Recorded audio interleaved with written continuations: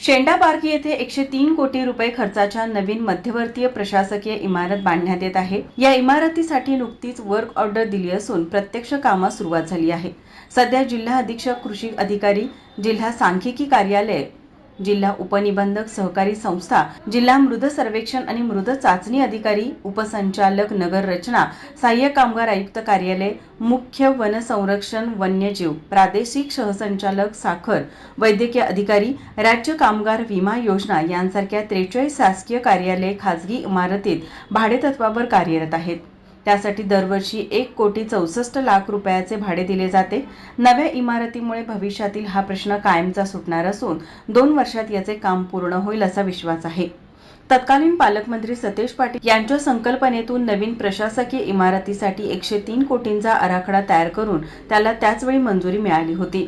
या कामासाठी निविदा प्रक्रिया पूर्ण होऊन वर्क ऑर्डरही दिली आहे।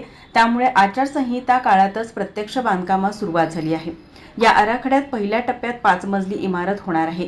त्यापैकी 2 मजले हे पार्किंगसाठी तसेच आपत्तीच्या काळातही हे 2 मजले वापरता येणार आहेत। त्याचबरोबर उर्वरित 3 मजल्यांवर एकूण 43 शासकीय कार्यालयांचे नियोजन केले आहे। प्रत्येक विभागात 7,000 चौरस फूट जागा मिळणार असून या जागेत अधिकारी कर्मचाऱ्यांसाठी स्वतंत्र केबिन्स, स्टोर्स रूम्स आणि इतर सुविधा असणार आहेत। या इमारतीत नागरिक आणि शासकीय अधिकाऱ्यांसाठी प्रवेशाचे स्वतंत्र मार्ग ठेवण्यात येणार आहेत। कॅमेरामन नाज अत्तारसह अमृता पवार, माझा महाराष्ट्र, कोल्हापूर।